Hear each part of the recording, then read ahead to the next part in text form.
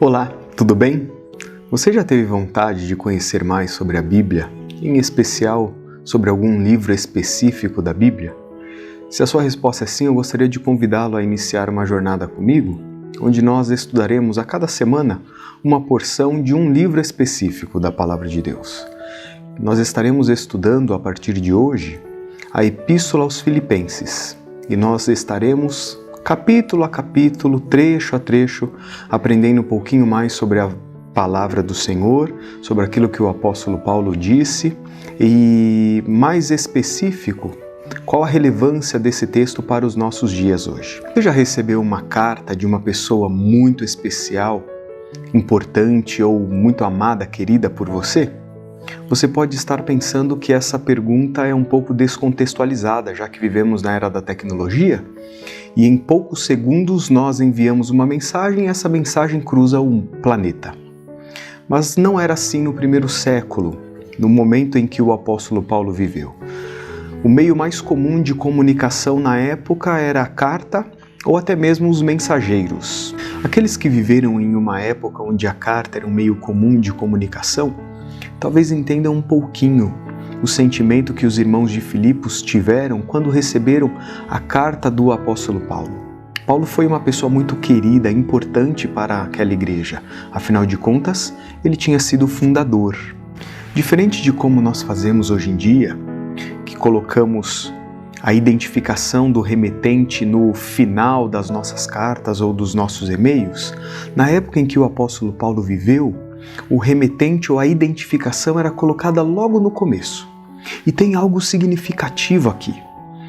O apóstolo Paulo, ele geralmente se identifica nas suas epístolas como apóstolo de Jesus Cristo. Porém, aqui ele utiliza uma expressão diferente. E ele se apresenta usando uma expressão um tanto enigmática, poderíamos dizer. Ele diz: Paulo e Timóteo, servos de Cristo Jesus. Significativo observarmos algo. A expressão traduzida em muitas Bíblias como servos, literalmente significa escravos. No original significa literalmente escravos. É como se Paulo estivesse dizendo: Paulo e Timóteo, escravos de Jesus Cristo. Nós precisamos destacar algo aqui. A escravidão era uma realidade na época em que o apóstolo Paulo viveu. Porém, nós não podemos entendê-la naquela época como nós entendemos a escravidão hoje, como nós geralmente vemos ela sendo retratada. Mas independente da época, a escravidão sempre foi e é algo ruim. Mas o apóstolo Paulo ele utiliza essa expressão de uma forma até mesmo paradoxal, para descrever, acima de tudo, a sua relação com Cristo. É muito interessante nós observarmos a humildade, a submissão dentro das palavras do apóstolo.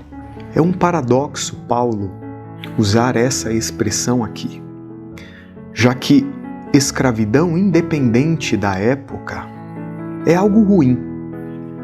Porém, Paulo ilustra algo muito significativo. Nos moldes do Evangelho, o senhorio de Cristo é melhor e muito mais libertador do que o pecado, que às vezes traz a sensação de liberdade para a gente, mas na realidade ele nos escraviza. É extraordinária a submissão, a humildade expressada pelo apóstolo Paulo. Mas eu quero rapidamente destacar uma virtude ressaltada dentro deste primeiro capítulo, dentro dessa primeira parte, uma virtude que, se praticada por nós, seguramente nos blindará de muitos problemas e de muitas circunstâncias que a gente vive. O apóstolo Paulo, no versículo 3, ele diz: agradeço ao meu Deus toda vez que me lembro de vocês. Paulo ele expressa em toda a epístola, na realidade, gratidão. Às vezes nós encaramos a gratidão como uma resposta positiva a uma situação ou uma circunstância favorável que a gente vive. Mas eu gostaria de levar você a pensar de uma outra forma. Eu não quero aqui menosprezar aquilo que é agradável, favorável, aquilo que é bom. Mas a gente não pode relacionar a gratidão apenas com essas circunstâncias. Gratidão é mais do que uma reação positiva a uma situação favorável. Gratidão é uma escolha. Alguém disse que gratidão é a memória do coração. Talvez você pode pensar, mas pastor, eu não tenho muitos motivos para agradecer. Eu não tenho muitos motivos para ser grato. Deixe-me dizer algo para você. A vida é uma combinação de circunstâncias, encontros e partidas, alegrias e tristezas, sorrisos e choros. E a gente não pode associar a nossa gratidão simplesmente a determinados elementos que nós acreditamos serem favoráveis, já que a nossa vida é uma combinação de diversas circunstâncias. E diante dessa realidade, é muito importante nós percebermos algo. As circunstâncias não podem ditar as nossas emoções, mas as nossas emoções podem sim favorecer as circunstâncias. No momento em que Paulo escreve essa epístola, Paulo estava como um preso político em Roma. Paulo pregava Cristo como o único Senhor, e por declarar Jesus como o único Senhor, Paulo foi considerado uma ameaça para aquela república. Na realidade, Senhor era um título atribuído a César, ao imperador. E então, por Paulo declarar que Jesus era o Senhor da sua vida, que Jesus deveria ser o único Senhor da vida do ser humano, Paulo então era considerado ou foi considerado uma grande ameaça. É extraordinário a gente perceber que as circunstâncias não mudam os seus sentimentos, não mudam quem ele era, não o tornam mais infeliz ou ingrato. Ao contrário, as suas palavras estão recheadas de gratidão, as suas palavras estão recheadas de propósito. O resultado disso é muito significativo nós observarmos. A reação do apóstolo Paulo é uma reação que difere em muitas circunstâncias da nossa reação quando nós passamos por alguma situação desagradável. Geralmente nós vemos como resultado das circunstâncias desagradáveis vividas por cada um de nós, raiva, ingratidão, egoísmo. Mas como resultado da gratidão, a tristeza não domina. Como resultado da gratidão, a raiva não consome.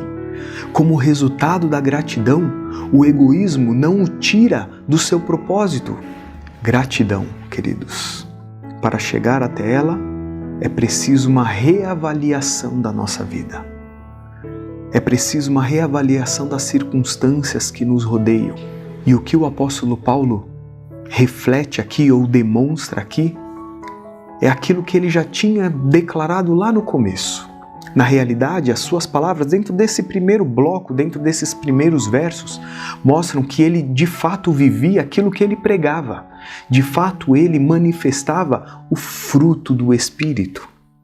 Não sei se você observou na sua leitura que o apóstolo Paulo, no começo da sua epístola, logo no cabeçalho da sua epístola, ele transmite as seguintes palavras: a vocês, graça e paz da parte de Deus, nosso Pai, e do Senhor Jesus Cristo. Um coração grato, alegre e altruísta, independente das circunstâncias que são vivenciadas, é o resultado claro, é a evidência específica daqueles que foram inundados pela graça e pela paz de Deus, como o próprio apóstolo Paulo diz, que excede todo o entendimento. Eu não sei qual tem sido as circunstâncias que você tem vivido. Eu não sei se você tem sofrido, não sei se você tem acreditado que não tem motivos para ser grato. Mas eu gostaria de dizer para você que ao observarmos a cruz, ao observarmos o amor de Jesus, nós percebemos que nós temos sim muitos motivos para sermos gratos.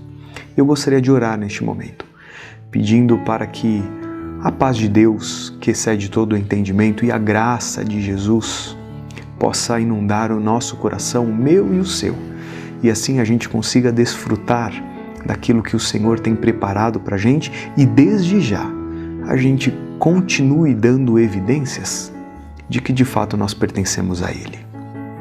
Ore comigo.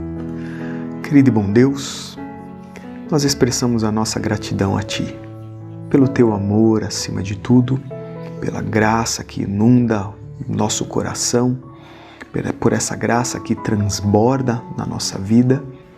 Nós Te agradecemos, Pai Santo, porque o apóstolo Paulo ali naquele momento ele expressa algo que nós podemos desfrutar aqui hoje. Do mesmo jeito que ele desfruta dessa gratidão, nós também queremos fazer. Nós também queremos desfrutar dela.